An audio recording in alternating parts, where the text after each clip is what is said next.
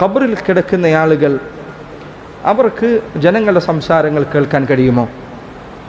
ജനങ്ങൾ അവരെ വിളിച്ചാൽ, അവരോട് സഹായം ചോദിച്ചാൽ, അവരോട് കാര്യങ്ങൾ ആവശ്യപ്പെട്ടാൽ ഖബറിൽ കിടക്കുന്നവർക്ക് പുറത്തുള്ളവരുടെ ശബ്ദം കേൾക്കാൻ കഴിയുമോ?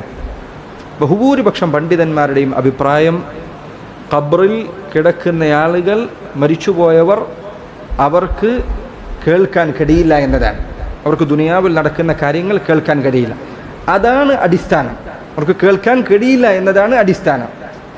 എന്നാൽ അല്ലാഹു സുബ്ഹാനഹു വതആല ഉദ്ദേശിച്ച ചില സന്ദർഭങ്ങളിൽ അവർക്ക് കേൾക്കാൻ കഴിഞ്ഞേക്കാം. കേൾക്കില്ല എന്നതാണ് അടിസ്ഥാനം. ഉദാഹരണത്തിന് ഞാൻ നേരത്തെ ഹദീസിൽ പറഞ്ഞതുപോലെ ഒരാൾ ഖബറിൽ വെച്ചാൽ ആ ആളുകൾ നടന്നു പോകുന്ന ശബ്ദം അവൻ കേൾക്കും. അത് നബി സല്ലല്ലാഹു അലൈഹി വസല്ലം അറിയിച്ചതാണ്. അത് പ്രത്യേകം അറിയിച്ചു എന്നതിൽ നിന്ന് തന്നെ എന്ത് മനസ്സിലാക്കാം? വേറൊന്നും കേൾക്കില്ല എന്ന് മനസ്സിലാക്കാം. എല്ലാ സമയത്തും എല്ലാം കേൾക്കുമെന്നാണെങ്കിൽ പിന്നെ ഇത് പ്രത്യേകം പറയേണ്ടതില്ലല്ലോ. അവൻ്റെ ചെരുപ്പിൻ്റെ കാലടിപ്പാടുകൾ കേൾക്കാം എന്ന് പറഞ്ഞതിൽ നിന്ന് അത് കേൾക്കുമെന്ന് മനസ്സിലാക്കാം. അതുപോലെ തന്നെ റസൂലുള്ളാഹി സ്വല്ലല്ലാഹു അലൈഹി വസല്ലം ബദർ യുദ്ധത്തിന് ശേഷം മുശ്രിക്കീങ്ങളെ ഒരു പൊട്ടക്കിണറ്റിൽ ആണ് അവരെ ഇട്ടത്. ഖലീബ് എന്ന് പറയുന്ന പൊട്ടക്കിണറ്റിലാണ്. അവരോട് നബി സല്ലല്ലാഹു അലൈഹി വസല്ലം ചോദിച്ചു, ഖബറിൽ ഈ കിണറ്റിൽ കിടക്കുന്ന ആളുകൾ, അബൂജഹൽ അടക്കമുള്ള മുശ്രിക്കുകളുടെ നേതാക്കന്മാർ അങ്ങനെ കിടക്കുന്നുണ്ട്. നബി സല്ലല്ലാഹു അലൈഹി വസല്ലം അവരോട് ചോദിച്ചു, നിങ്ങൾക്ക് മനസ്സിലായില്ലേ, ബോധ്യപ്പെട്ടില്ലേ ഞാൻ പറഞ്ഞത് സത്യമായിരുന്നു എന്ന്? അത് റസൂലുള്ളാഹി സ്വല്ലല്ലാഹു അലൈഹി വസല്ലം ചോദിക്കുന്നത് കണ്ടപ്പോൾ ഉമർ ഇബ്നുൽ ഖത്താബ് റളിയല്ലാഹു അൻഹു ഇപ്പുറത്തുനിന്ന് ചോദിക്കാൻ, അല്ലാഹുവിൻ്റെ റസൂലേ, അവർ കേൾക്കുമോ അങ്ങ് പറയുന്ന ഈ വാക്കുകൾ?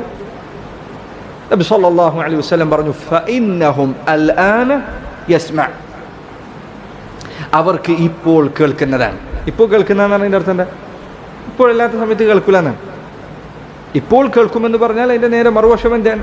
ഇപ്പോഴല്ലാത്ത സന്ദർഭങ്ങളിൽ, ഇപ്പോൾ ഒരു പ്രത്യേക സമയമാണ്, ഈ സന്ദർഭത്തിൽ അവർ കേൾക്കും. അത് നബി സല്ലല്ലാഹു അലൈഹി വസല്ലമക്ക് ആ സാഹചര്യത്തിൽ പ്രത്യേകമായി നൽകപ്പെട്ടതാണ്.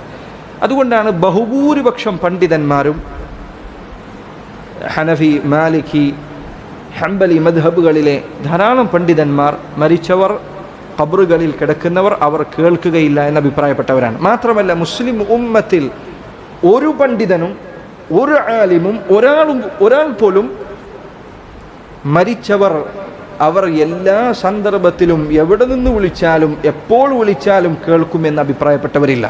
ഒരാൾ പോലുമില്ല. ഈ പറഞ്ഞത് നിങ്ങൾക്ക് ചിലപ്പോൾ മനസ്സിലായിട്ടുണ്ടാവും, പണ്ഡിതന്മാർക്കിടയിൽ വിഷയത്തിൽ എത്ര വ്യത്യാസമുണ്ട്. പക്ഷേ ഒരാൾ പോലും ഖബറിൽ കിടക്കുന്ന ആളുകൾക്ക് മരിച്ചു കഴിഞ്ഞാൽ അവരുടെ കേൾവി ശക്തി കൂടുമെന്നോ അതല്ലെങ്കിൽ അവർക്ക് എല്ലാ ഭാഗത്തു നിന്ന് എപ്പോൾ വിളിച്ചാലും കേൾക്കുമെന്നോ പറയുന്ന ഒരു പണ്ഡിതനുമില്ല. ഒരാളങ്ങനെ പറഞ്ഞിട്ടില്ല.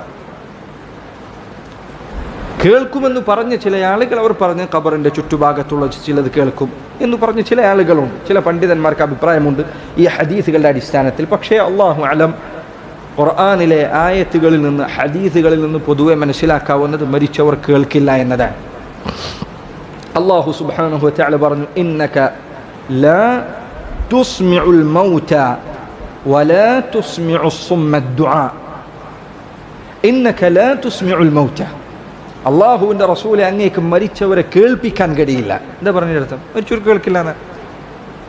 വലാ തുസ്മിഉസ് സുമ്മ ദുആ, കേൾവിയില്ലാത്ത ബധിരത ബാധിച്ച ആളുകൾ, അവരെയും അള്ളാഹുവിൻ്റെ റസൂൽ അങ്ങേക്ക് കേൾപ്പിക്കാൻ കഴിയുകയില്ല.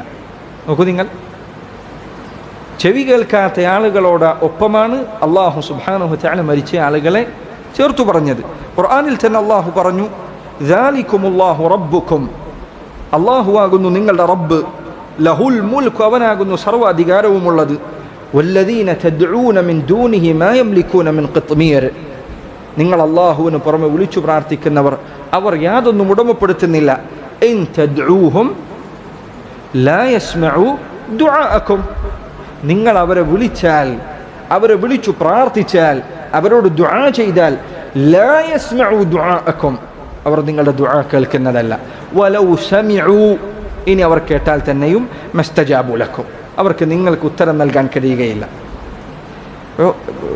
ഗൗരവത്തിൽ മനസ്സിലാക്കേണ്ട ഒരു കാര്യം, മരിച്ചവർ കേൾക്കട്ടെ കേൾക്കാതിരിക്കട്ടെ, ആ വിഷയം എന്തു തന്നെയാകട്ടെ, മരിച്ചവരോട് സഹായം ചോദിക്കാം, അവരോട് മഴയ്ക്കു വേണ്ടി തേടാം, രോഗം മാറ്റിത്തരാൻ പറയാം, പ്രയാസങ്ങൾ നീക്കിത്തരാൻ ആവശ്യപ്പെടാം എന്നു പറഞ്ഞ ഒരു പണ്ഡിതൻ പോലും ഇസ്ലാമിക ചരിത്രത്തിലില്ല.